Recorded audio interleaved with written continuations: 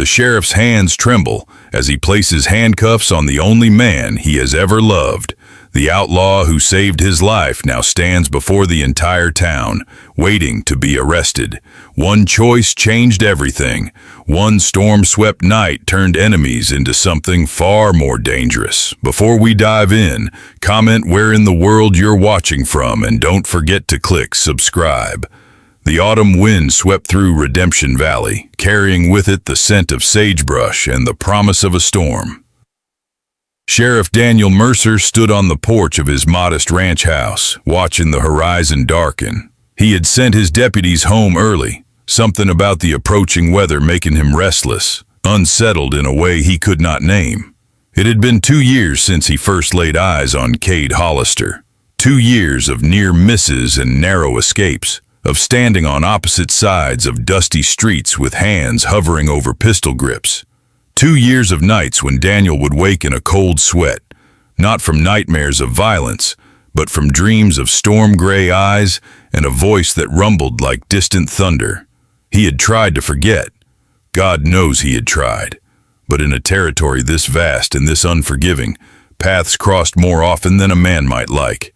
Every time Daniel thought he had finally put the outlaw out of his mind, Cade would appear again, riding through town bold as brass, tipping his hat with that infuriating half-smile that made Daniel's blood run hot and cold at the same time. The town council had pressed him more than once to organize a proper manhunt. Cade Hollister was wanted for robbery, they said, for cattle rustling and breaking men out of territorial jails. But every time Daniel looked at the evidence, something did not sit right. The robberies targeted corrupt businessmen who had been cheating farmers. The cattle rustling involved returning stolen herds to their rightful owners. And the men broken out of jail? All later proven innocent of the crimes they had been accused of. Cade Hollister was not a common criminal. He was something far more dangerous. He was a man with a code, with principles that ran deeper than the law itself. And that made him impossible to predict, impossible to pin down, and absolutely impossible to forget. Daniel remembered the first time they had spoken, really spoken, not just threats shouted across a crowded street. It had been in Silver Creek, 6 months ago. Daniel had been tracking a group of claim jumpers who had murdered a family of homesteaders. The trail led to an abandoned mine, and Daniel had gone in alone, foolish in his determination to see justice done. He had walked straight into an ambush. 5 men, all armed, all with blood on their hands and nothing to lose. Daniel had taken down 2 before a rifle butt to the back of his head sent him sprawling. He remembered the taste of copper blood in his mouth, the feeling of rough hands dragging him up, the cold press of a gun barrel against his temple.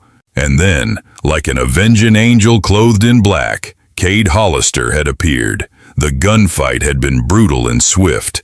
Cade moved like water, like smoke, each shot precise and devastating.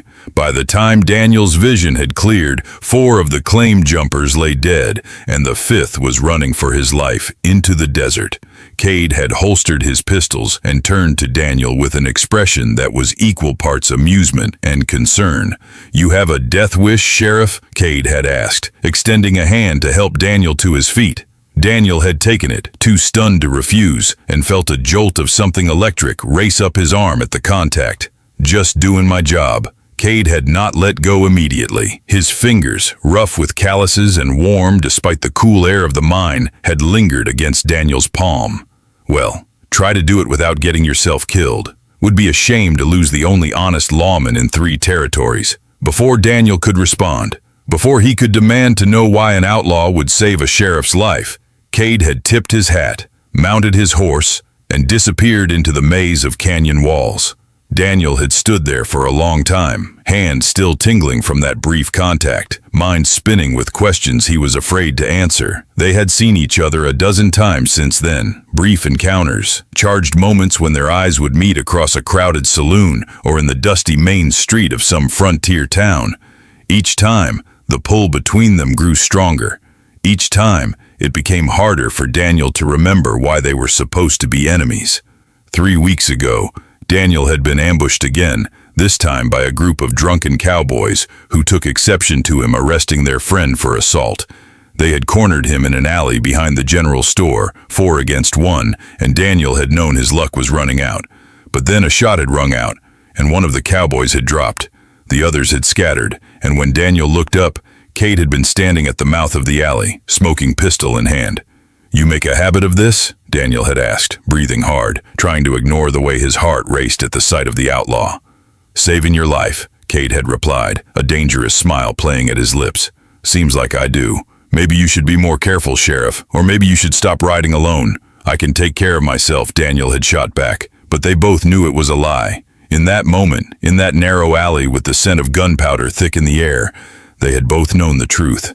Something was happening between them, something that went far beyond the law and far deeper than either of them wanted to admit. Cade had stepped closer then, close enough that Daniel could see the tiny scar above his left eyebrow, could count the flecks of gold in those gray eyes. "I know you can," he had said softly, "but just because you can do something alone does not mean you should." The words had hung between them, heavy with meaning.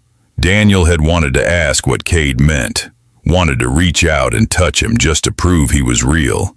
But before he could move, before he could speak, voices had echoed from the street, and Cade had melted back into the shadows like he had never been there at all. Now, standing on his porch watching the storm roll in, Daniel could not shake the feeling that tonight would be different. The air felt charged, electric, like the moment before lightning strikes. His whole body hummed with anticipation, with a strange certainty that something was about to change forever. He thought about going inside, about bolting the door and pretending that whatever was coming could be kept at bay. But Daniel had never been good at running from things, even when running would be the smart choice. So he stayed on the porch, coffee growing cold in his hand, eyes fixed on the darkening horizon. The wind picked up, pulling at his hair and clothes. In the distance, thunder rumbled, low and ominous. Daniel set down his cup and straightened, every instinct suddenly alert, and that was when he saw the rider. The man appeared like a shadow-given form, his black horse moving with deliberate slowness down the dirt road. Even from a distance, Daniel could see the confidence in his posture, the way he sat the saddle like a man who had never known fear. As he drew closer, Daniel's hand moved instinctively toward his holster, then stopped. He knew that face, Cade Hollister. The name alone could empty a saloon or send grown men scrambling for cover. Outlaw, gunslinger, wanted in 3 territories for crimes Daniel had spent the better part of 2 years trying to prove. They had crossed paths before, always at a distance, always with iron between them and the law as an impenetrable wall. But now Cade was riding straight toward his home, and Daniel was alone. The outlaw reined in his horse at the fence line, those storm-gray eyes meeting Daniel's with an intensity that made the air feel suddenly thin. Up close, Cade was younger than the wanted posters suggested, maybe 30 at most, with dark hair that fell just past his collar, and a scar cutting through his left eyebrow. He wore dust like a second skin, and there was something magnetic about him. Something dangerous and utterly compelling. "Sheriff," Cade said, his voice low and rough as gravel. He did not dismount, just sat there watching Daniel with an expression that hovered somewhere between amusement and challenge. "Hollister." Daniel kept his voice steady despite the sudden hammering of his heart. "You are either the bravest man I have ever met or the most foolish.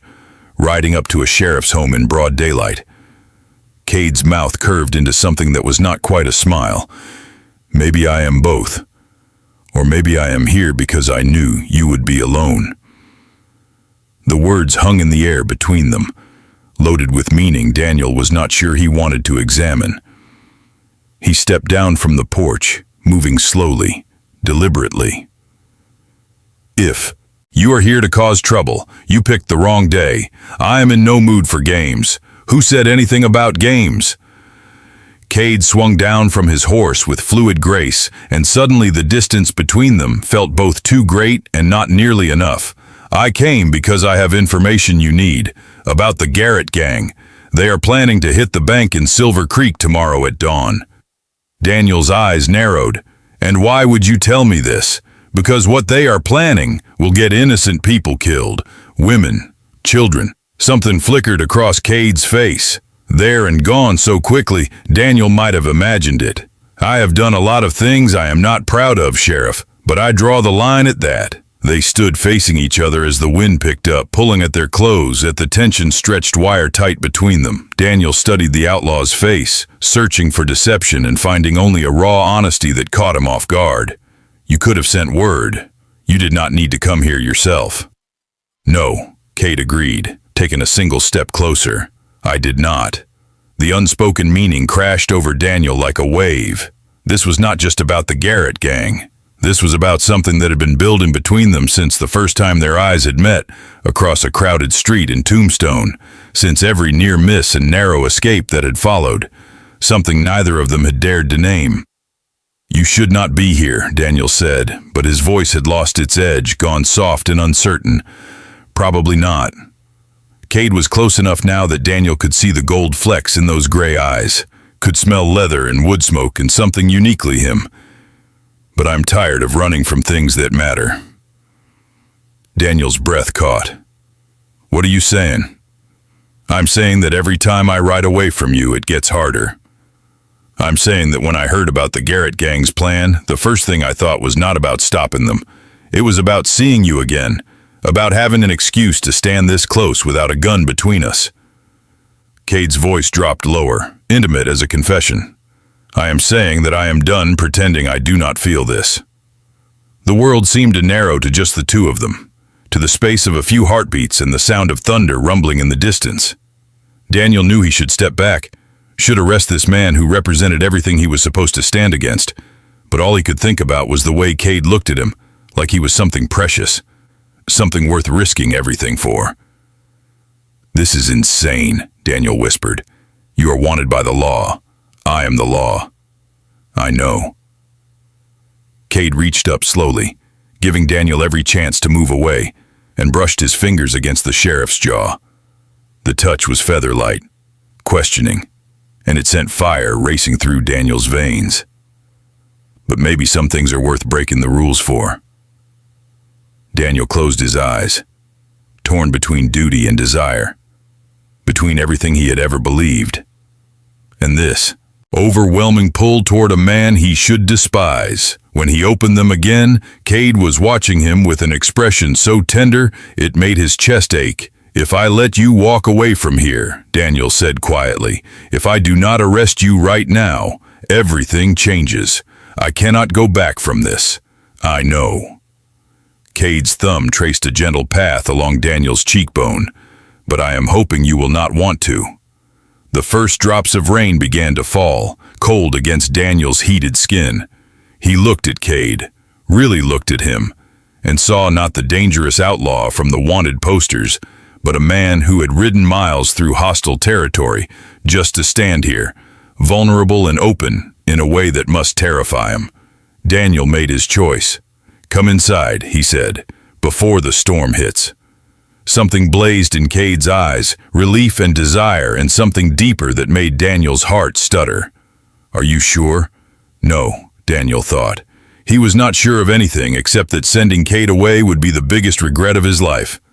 "I am sure," he said instead, and watched as Cade's whole face transformed, the hard edges softening into something beautiful and utterly disarming. They moved toward the house together, not touching, but acutely aware of every inch between them. Daniel could feel the weight of what was happening, of the line they were about to cross, but he could not bring himself to care. Not when Cade looked at him like that, like he was finally coming home. Inside, the cabin was warm and dim, lit only by the last rays of daylight filtering through the windows. Daniel closed the door, sealing them away from the world outside, from the laws and expectations that would condemn what was growing between them. "Daniel." Cade spoke his name like a prayer, like something sacred, and suddenly they were moving toward each other, drawn by a force stronger than gravity. They met in the middle of the room, and when Cade's hands found Daniel's face, cradling it with a gentleness that belied his reputation, Daniel thought he might come apart from the intensity of it all. This was nothing like he had imagined during the long, lonely nights when he had allowed himself to think about the outlaw with the storm-gray eyes. This was overwhelming and terrifying, and absolutely right. "I have wanted this," Cade murmured, his forehead resting against Daniel's, their breath mingling in the small space between them. "Wanted you, from the first moment I saw you. Do you know how hard it has been, watching you from across the street, knowing I could never have you?" Daniel's hands came up to grip Cade's shoulders, needing something to anchor him. "I know. God help me, I know." They stood like that as the storm broke outside, rain hammering against the roof, thunder shaking the walls. Inside, in the warm darkness of the cabin, two men who should have been enemies discovered what it meant to find home in another person's arms. Cade kissed him then, and it was nothing like the gentle touches that had come before. It was desperate and hungry, full of all the longing they had kept locked away. Daniel responded in kind, his fingers threading through Cade's hair, pulling him closer, closer, until there was no space left between them. Time lost meaning.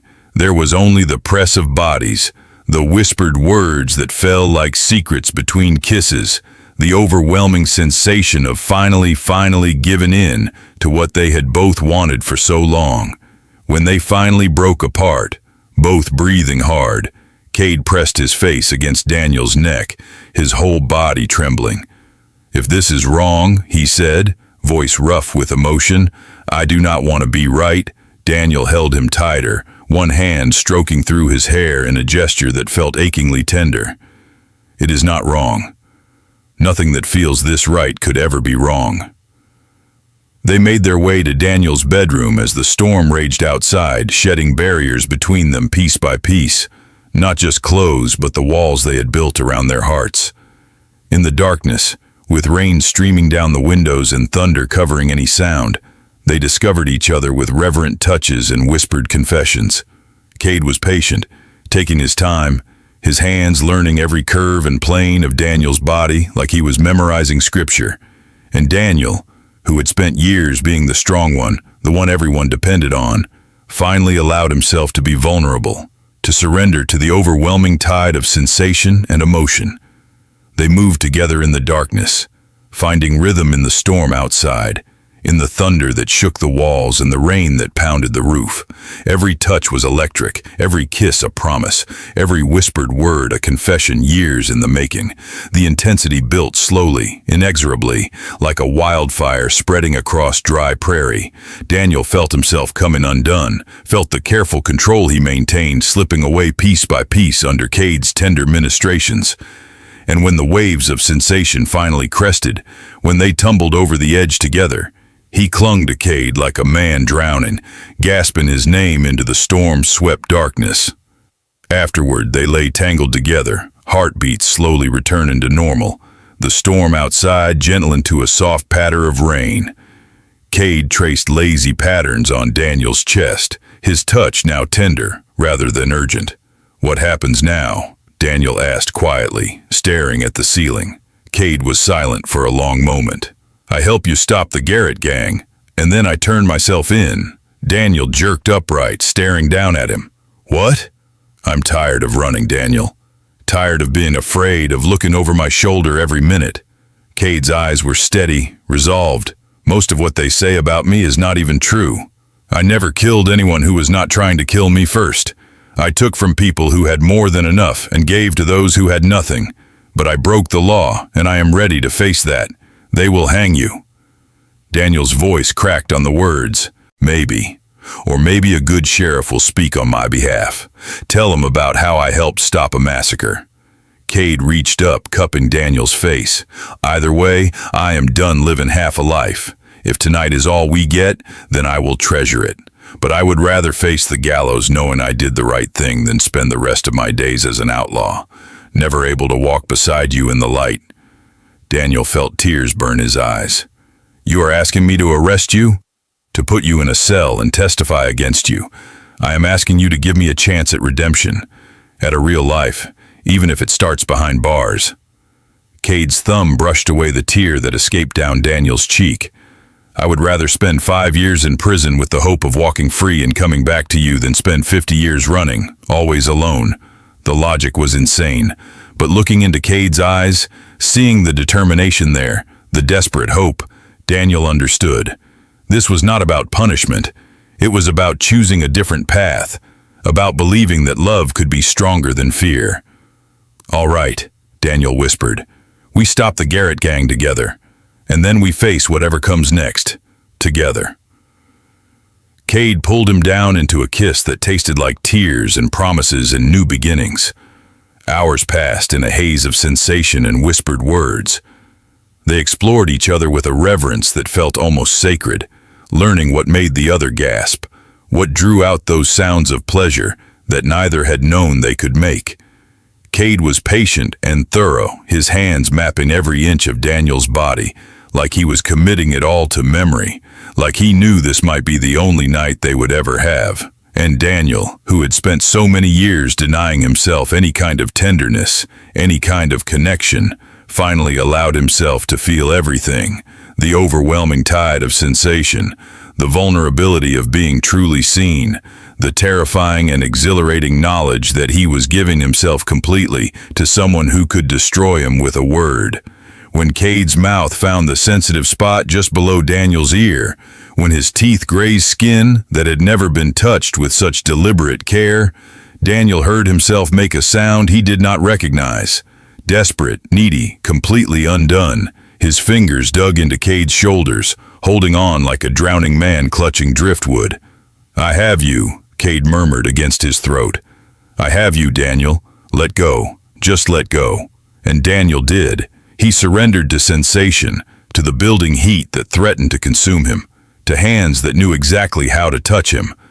The storm outside raged on, thunder providing cover for the sounds they made, rain drowning out the desperate words that fell between them.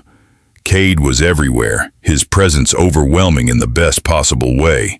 The weight of him, the heat, the way he moved with such certainty, like he had been made for this moment, for Daniel. And when the intensity built to a crescendo, when Daniel felt himself teetering on the edge of something vast and terrifying and absolutely necessary, Cade was there, whispering his name like a benediction, holding him through the overwhelming waves that crashed through his entire body.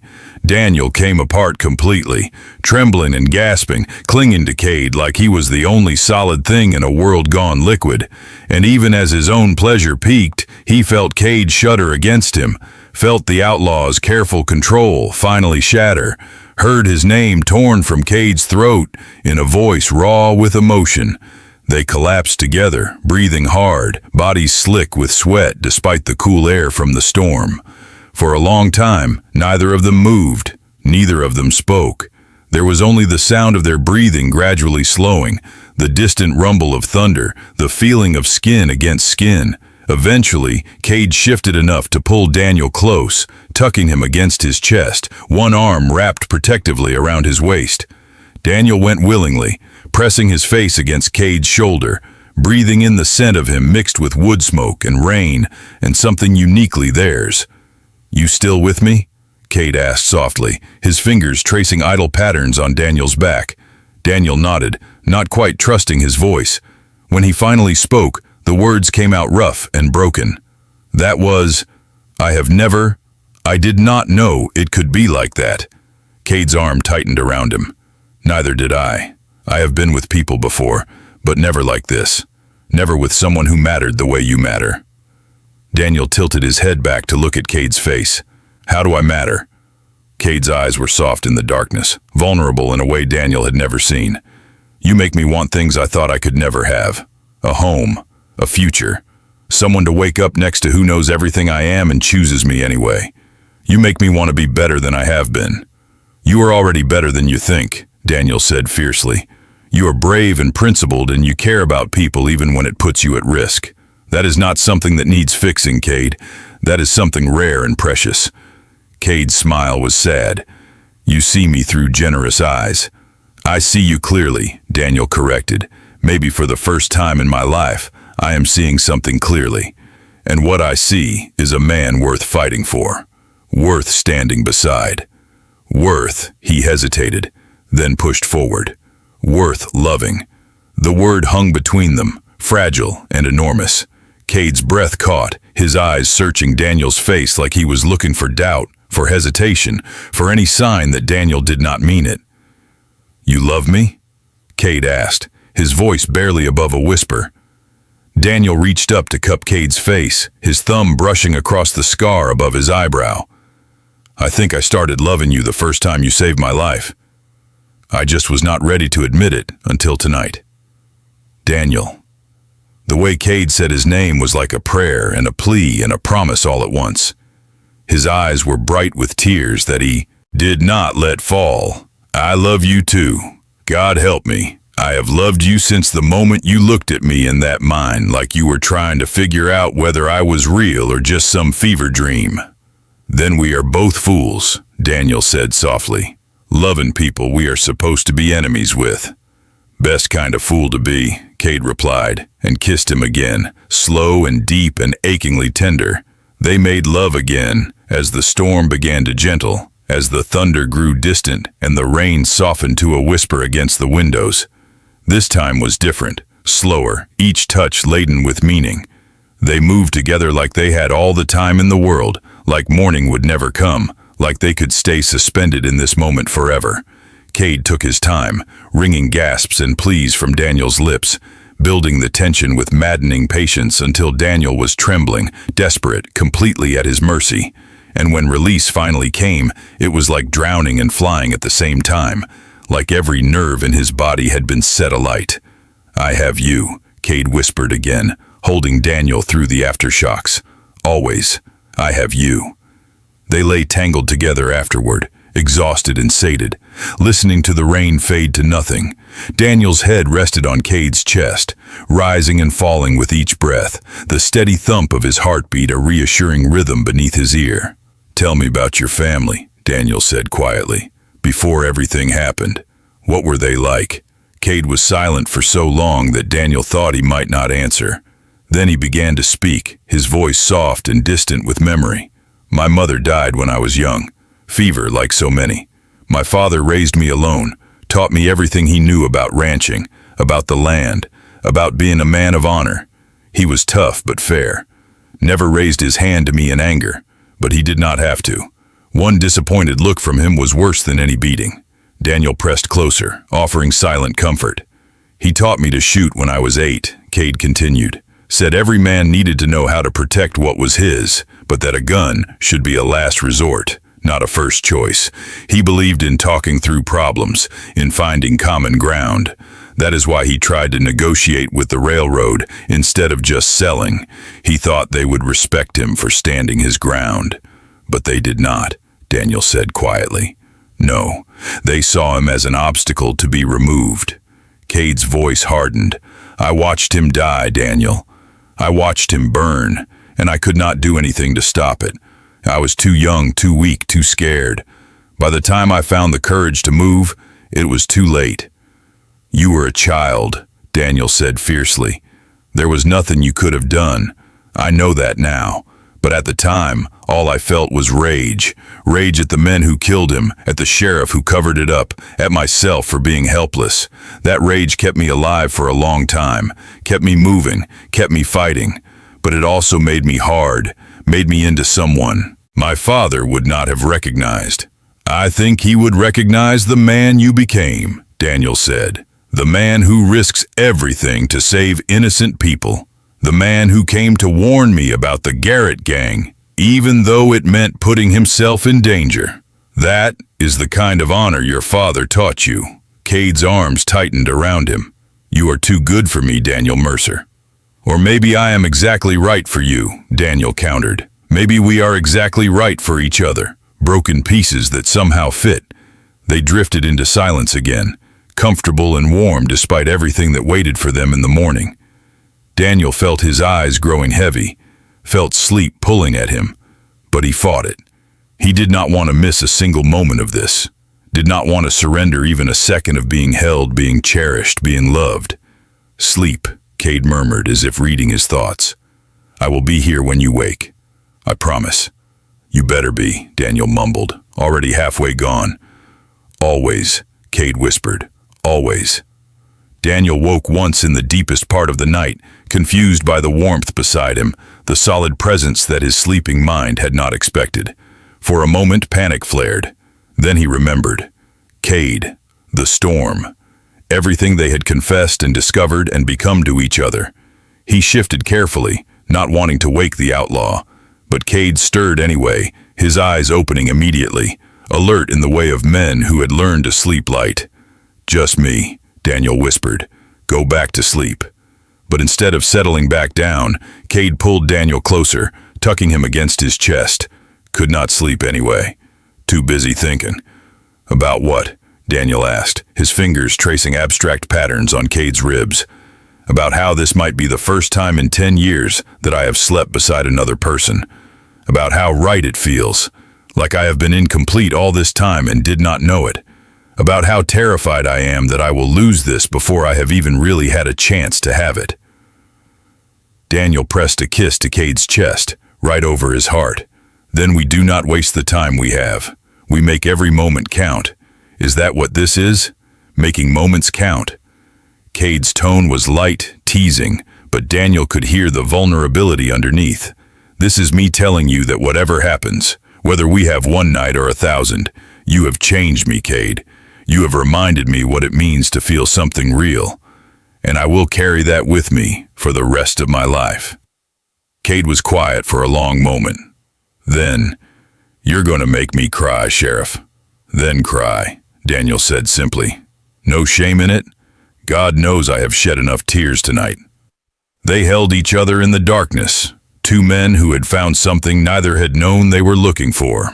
Outside, the storm had passed completely, leaving behind a silence that felt both peaceful and ominous. Morning was coming. With it would come decisions and consequences and a journey neither of them could predict. But now, in the last hours of darkness before dawn, they had this. They had each other, and they would hold on for as long as the universe allowed. Eventually, sleep claimed them both, tangled together like they were afraid to let go of in unconsciousness. And when the first rays of dawn began to paint the sky, they were still wrapped around each other, two hearts beating in tandem, two souls that had found their match in the most unlikely of places. The gray light of morning crept through the windows slowly, reluctant as they were to let the night end. Daniel stirred first, awareness returning gradually, along with the aches in his body that told the story of the night before. But he found he did not mind the soreness, the evidence of passion and connection. If anything, it made him feel more alive than he had in years. They made love again as dawn approached, slower this time, savoring every touch, every sigh, committing every sensation to memory. Because they both knew that after the sun rose, everything would change. They would ride into Silver Creek as sheriff and outlaw one last time, and when the dust settled, they would begin the long, uncertain journey toward something that might someday resemble a future. But for now, in the gray light of almost morning, they belonged only to each other. The raid on Silver Creek went exactly as Cade had predicted. The Garrett gang arrived at dawn, confident and careless, and walked straight into a trap. With Cade at his side, Daniel and his deputies took them down without a single civilian casualty. The town celebrated their new heroes, and when Daniel placed the handcuffs on Cade's wrists in front of everyone, the outlaw met his eyes with perfect understanding. "Thank you," Cade said quietly, and Daniel knew he meant for everything. The trial lasted 3 weeks. Daniel testified about Cade's help stopping the Garrett gang, about the lives he had saved. Others came forward too, people Cade had helped over the years, debts he had paid for struggling families, children he had protected. The picture that emerged was not of a heartless criminal, but of a complicated man trying to survive in an unforgiving world. In the end, the judge sentenced Cade to 5 years in the territorial prison, with the possibility of early release for good behavior. Daniel visited every month, riding 2 days each way just to sit across from Cade in the prison visiting room and talk about nothing and everything. They did not touch, could not touch, but their eyes said what their hands could not. And when Cade walked out of prison 3 years later, released for exemplary behavior, Daniel was waiting. They stood looking at each other in the bright afternoon sun, older now, weathered by time and separation, but still recognizing something essential in each other's eyes. "I kept my promise," Cade said. "I did my time. I am free now, truly free." Daniel closed the distance between them, not caring who saw, not caring about anything except the man he had waited years to hold again. "Then come home," he said, and kissed Cade right there in front of the prison gates, in front of God and the world. They returned to Redemption Valley together, to Daniel's ranch that had waited all this time for both of them. The town talked, of course, but Daniel had earned enough respect over the years that most people kept their opinions to themselves. And the ones who did not learn quickly that Sheriff Mercer's personal life was not up for debate. Cade worked the ranch, raised horses, and helped Daniel with cases that required a more unconventional approach. They built a life together, slowly, carefully, learning how to be partners in every sense of the word. And on quiet evenings, they would sit on the porch and watch the sunset paint the valley in shades of gold and crimson, Cade's head resting on Daniel's shoulder, Daniel's arm around his waist, both of them finally at peace. "Do you ever regret it?" Cade asked one evening. "Choosing this life? Choosing me?" Daniel turned to look at him, at the man who had ridden into his life like a storm and changed everything, not for a single second. "You are the best choice I ever made." Cade smiled, that rare, genuine smile that still had the power to make Daniel's heart skip. "Good, because you're stuck with me now, Sheriff." "Promise?" Daniel asked, pulling him closer. "Promise," Cade whispered against his lips, and sealed it with a kiss. They lived out their days together in that valley. Two men who had found each other against all odds, who had chosen love over fear, redemption over revenge. Their story became legend in those parts, whispered about in saloons and around campfires. The outlaw who turned himself in for love, the sheriff who waited 3 years for a promise. And if sometimes, late at night, people passing by the Mercer Ranch heard laughter and music, and the sound of two voices raised in joy, they smiled and kept walking, because everyone deserves a happy ending, even in the Wild West, especially in the Wild West. The morning sun broke harsh and unforgiving over Redemption Valley, painting everything in shades of gold and amber. Daniel woke slowly, his body aching in ways both familiar and entirely new. For a moment, he forgot where he was, forgot everything except the solid warmth pressed against his back and the arm draped possessively across his waist. Then memory crashed over him like a wave. Cade, the storm, the night they had finally stopped fighting what had been building between them for 2 years. Daniel shifted carefully, not wanting to wake the man beside him but needing to see his face, needing to confirm that last night had been real and not just another one of those dreams that left him aching and alone. Cade's eyes were already open, watching him with an intensity that made Daniel's breath catch. "Morning," Cade said softly, his voice still rough with sleep. His hand came up to trace the line of Daniel's jaw, the touch achingly gentle. "No regrets?" Daniel covered Cade's hand with his own, pressing it more firmly against his face. "None." "You?" Cade's smile was slow and devastating. "Not a single one. Though I will admit, I never thought you would actually let me through that door. I half expected you to arrest me on the spot." "I probably should have," Daniel admitted. "Every rule I have ever lived by says I should have put you in handcuffs and marched you to jail." Cade's eyes darkened with something that was not quite humor. "Still could. I would not fight you, Daniel. If you have changed your mind, if you wake up and realize what a mistake this was, I will go quietly." The words hit Daniel like a physical blow. He sat up abruptly, the blanket falling away, suddenly not caring about his vulnerability. Don't you dare act like last night was a mistake. Don't you dare suggest that I would regret this, regret you." Cade pushed himself up to sit beside Daniel, their shoulders touching. "I am just saying that I know what I am. I know what I represent. An outlaw, a wanted man, someone who could destroy everything you have built here. You saved my life, Daniel said fiercely. 3 times that I know of, probably more that I don't. You rode here to warn me about the Garrett gang, risking your freedom, your life, just to make sure innocent people would not be hurt. Does that sound like a man who destroys things?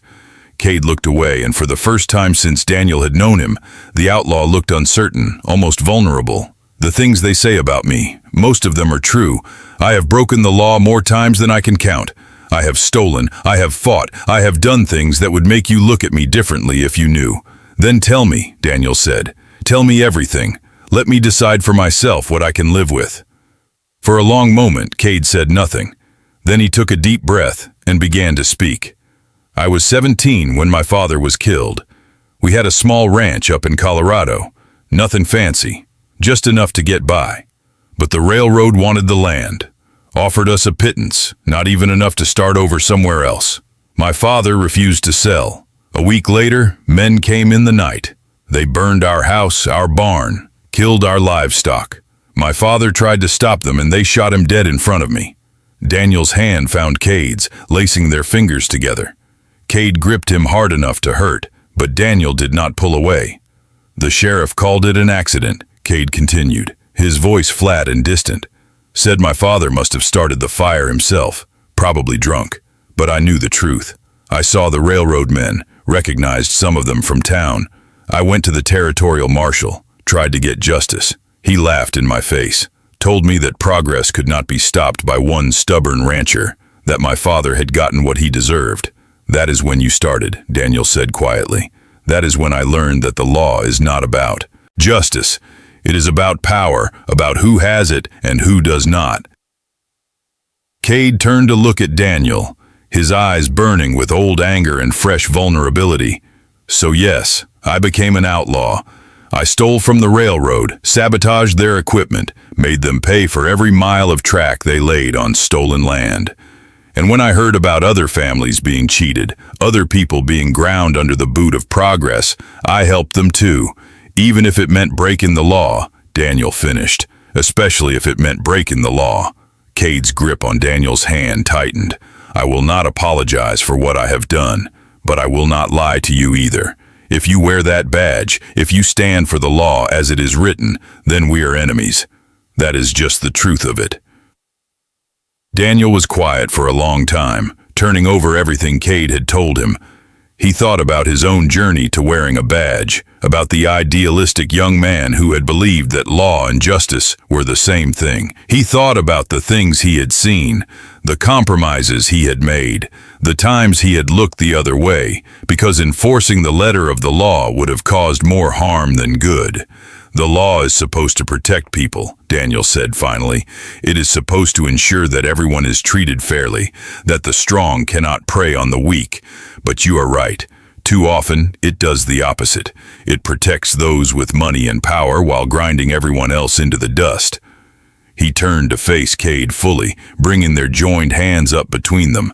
I became a lawman because I wanted to help people, because I thought I could make a difference, could stand between the innocent and those who would do them harm. Most days, I succeed, but there are days when I feel like I am just playing a part in a system designed to keep things exactly as they are, no matter how unjust that is. So what are you saying? Cade asked carefully. I am saying that I judge men by their actions, not by what some wanted poster claims they have done. I am saying that you have saved more lives and helped more people than most lawmen I know, and I am saying that what we have, this thing between us, it matters more to me than any badge. Cade's breath escaped in a rush, and suddenly they were kissing again, desperate and hungry, 2 men trying to bridge the impossible gap between who they were supposed to be and who they actually were. When they finally broke apart, both breathing hard, Cade rested his forehead against Daniel's. We still have to deal with the Garrett gang, he said. After that, the Garrett gang. Talk to me about them. Cade settled back against the headboard, pulling Daniel with him so they sat side by side, shoulders touching. The Garrett gang is 7 men, maybe 8. They have been working their way through every small town in the territory, hitting banks, stealing payrolls, killing anyone who gets in their way. I used to ride with 2 of them, back before they decided that murdering innocents was Acceptable.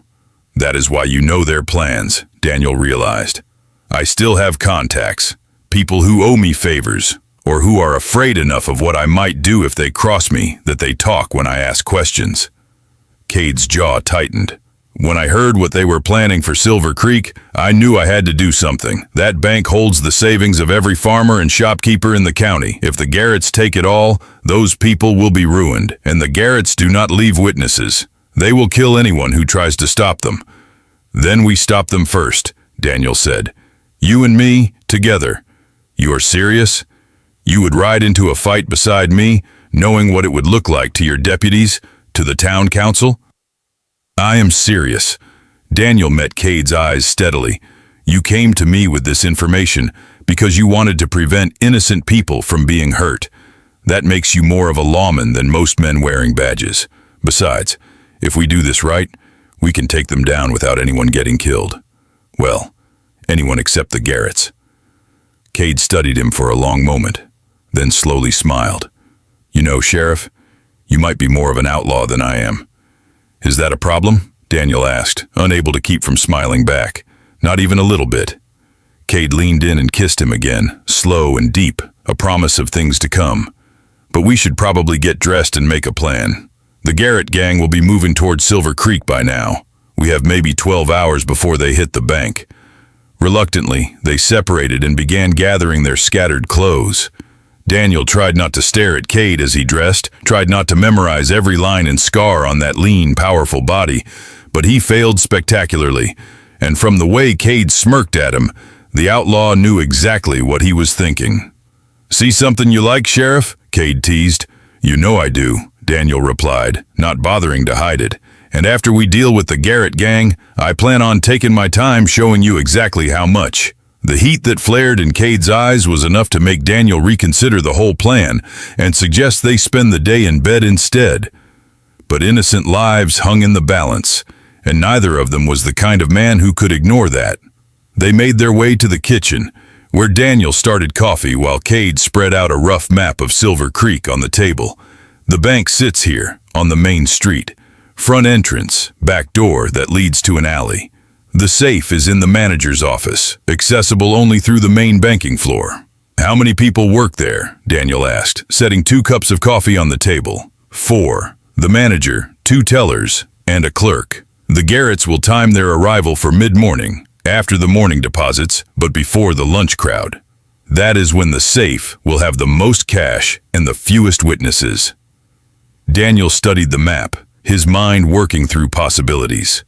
If we evacuate the bank before they arrive, we lose the element of surprise. They will know something is wrong and might start shooting in the street. But if we wait for them to enter, we risk the hostages getting hurt, Cade finished. He took a drink of his coffee, his eyes distant. We need to be inside the bank when they arrive. Hidden, waiting. Hit them hard and fast before they know what is happening. Can you shoot to wound? Daniel asked. I would rather bring them in alive if possible. Cade's expression was grim. I can try. But you need to understand, these men will not surrender. They will fight to the death because they know what waits for them at the end of a rope. Then we make sure they do not get the chance to fight. Daniel tapped the map. What if we use the clerk's office? It is off the main floor but has a clear line of sight to the entrance. We could position ourselves there, take them down as they come through the door. It might work, Cade said slowly, but it would require split-second timing. And we would need to warn the bank employees beforehand. Make sure they hit the floor the moment the shooting starts. I can do that. Daniel met Cade's eyes across the table. I will ride into Silver Creek first thing, talk to the bank manager. You come in separately. Position yourself in the clerk's office. When the Garretts arrive, I will be in the manager's office, supposedly going over some paperwork. We will have them in a crossfire. And if something goes wrong, if one of them gets past us, then we improvise, Daniel said grimly. But that's not going to happen. We are going to stop them, Cade. Together.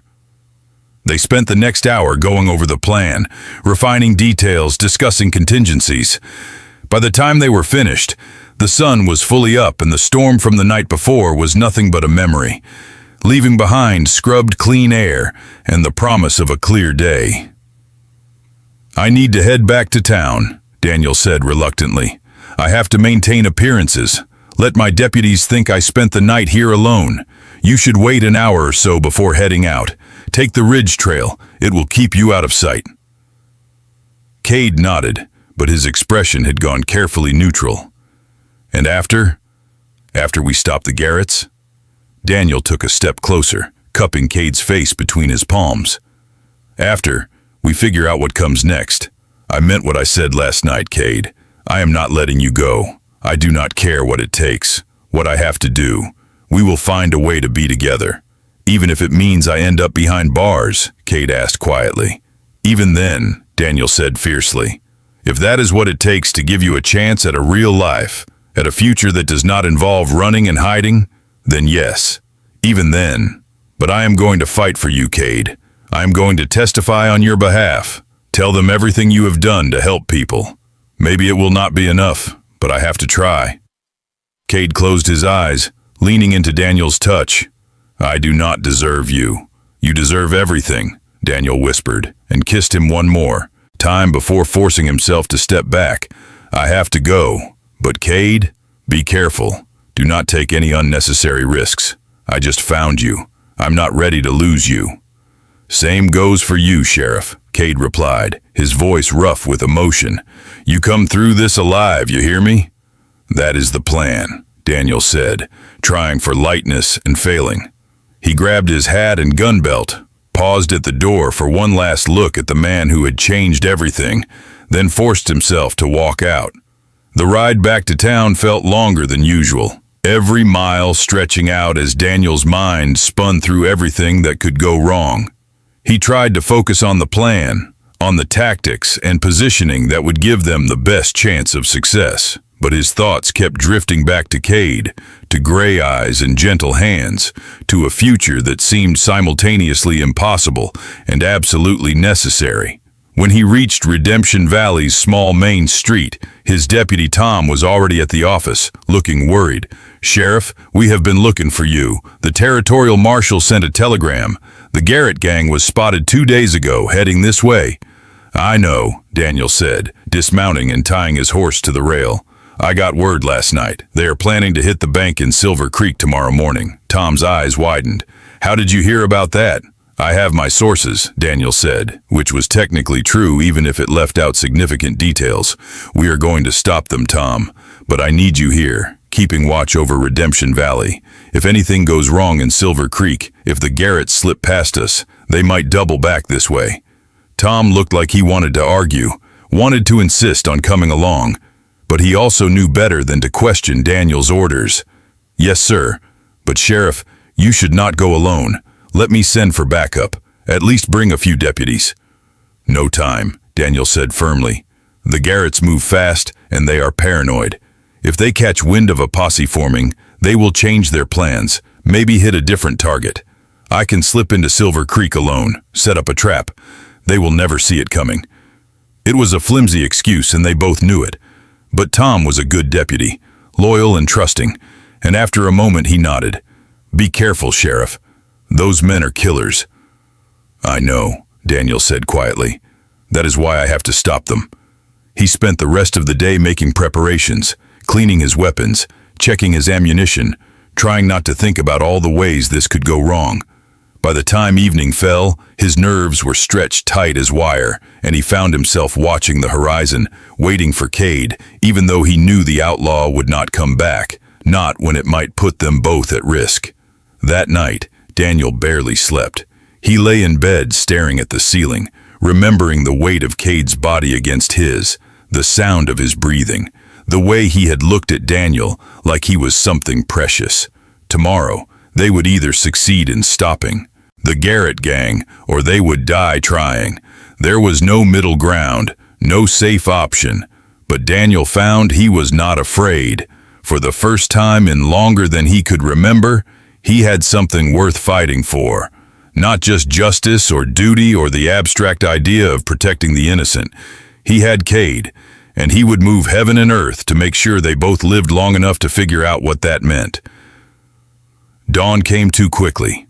Daniel rose while the sky was still gray, dressed in his best clothes as if he were preparing for something official rather than a gunfight. He strapped on his gun belt, checked his pistol one last time, then grabbed his rifle and headed for the livery stable. The ride to Silver Creek took 2 hours. Daniel used the time to go over the plan again and again, visualizing every step, every possible complication. By the time the town came into view, he had run through a dozen scenarios, and none of them ended with everyone walking away unscathed. Silver Creek was a prosperous little town, bigger than Redemption Valley, but still small enough that everyone knew everyone. The bank sat on the corner of Main Street and 3rd, a 2-story building with large windows and a sturdy oak door. Daniel tied his horse at the rail and walked inside, his badge clearly visible. The bank manager, a nervous little man named Peterson, nearly jumped out of his skin when Daniel explained the situation. The Garrett gang? Here? But why would they target us? Because you have money, and you are isolated enough that they can hit you and be gone before any real law arrives, Daniel said bluntly. Now, I need you to clear the bank for the day. Close early. Tell your employees there has been a problem with the safe that needs attention. I do not want any civilians here when the shooting starts. Peterson's face went white. Shooting?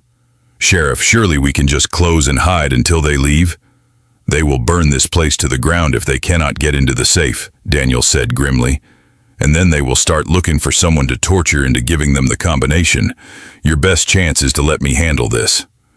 Reluctantly, Peterson agreed. Within an hour, the bank was empty, except for Daniel, and a growing sense of tension that made the air feel thick and heavy. He positioned himself in the manager's office, door cracked just enough to see the main floor, rifle resting across his knees, and then he waited. An hour passed, then another. The sun climbed higher, painting bright squares on the polished wood floor. Daniel's muscles began to ache from sitting so still, but he did not move, did not let his attention waver for even a moment. Then, just as his pocket watch showed 10:30, the front door opened. Cade slipped inside like a shadow, moving with that fluid grace that Daniel had come to recognize. He was dressed in dark clothes, a rifle slung across his back and pistols at his hips. Their eyes met across the empty bank, and Daniel saw his own tension reflected back at him. "Nothing yet?" Cade asked quietly, moving to the clerk's office and taking up position. "Nothing," Daniel confirmed. "But they will come. They always do." They settled into silence, 2 hunters waiting for their prey. Outside, the normal sounds of the town went on. Horses clopped past, people called greetings to each other. A dog barked. It was so ordinary, so peaceful, that it seemed impossible that violence was about to shatter that peace. But Daniel knew better. He had seen too much, lived through too many fights, to believe that evil would announce itself with fanfare. It came quietly, in the spaces between heartbeats, in the moment when you let your guard down. Movement outside the window. Daniel tensed, his hand tightening on the rifle. 3 men on horseback, moving slowly down the street. They wore dusters despite the warm day, the kind of long coats that could hide weapons.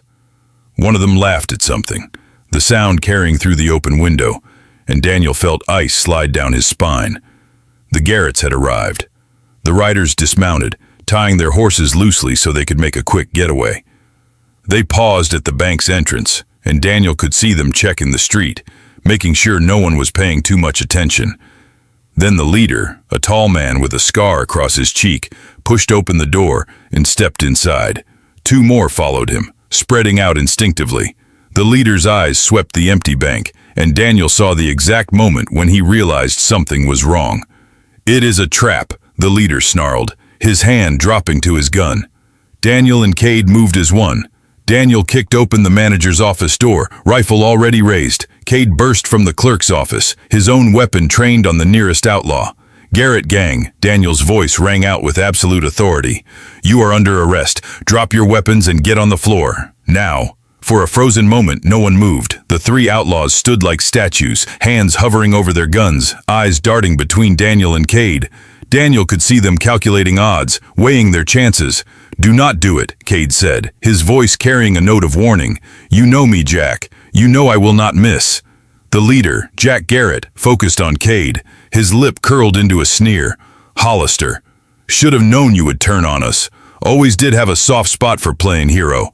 "I have a soft spot for not murdering innocent people," Cade corrected. "Now drop the gun." For a heartbeat, Daniel thought they might actually surrender, but then Jack's eyes flicked to one of his companions. Some unspoken signal passed between them, and everything went to hell. The outlaws drew with practiced speed. Shots exploded in the confined space, deafening, the acrid smell of gunpowder filling the air. Daniel fired, saw one outlaw spin and fall. Cade's rifle cracked twice in quick succession, and a second man dropped. But Jack Garrett was fast. Faster than Daniel had anticipated. He got off 2 shots before diving behind the teller's counter. One bullet whined past Daniel's head, close enough that he felt the displacement of air. The second hit the door frame, sending splinters flying. Daniel ducked back into cover, already reloading. Across the bank, Cade was doing the same, his movements quick and efficient. "Jack, you are surrounded," Daniel called out. "Give up, and you will get a fair trial." Jack's laugh was harsh and bitter. "Fair trial? I will hang, and you know it. Rather die fighting." "Then you are going to get your wish," Cade said coldly. Another exchange of gunfire. Jack was skilled, keeping himself protected while managing to pin down both Daniel and Cade. But he was alone now, his companions dead or dying, and it was only a matter of time. Daniel made his move, circling around the edge of the room, while Cade kept Jack distracted with covering fire. He moved quietly, carefully, using the heavy wooden furniture as cover. When he finally had a clear angle, he did not hesitate.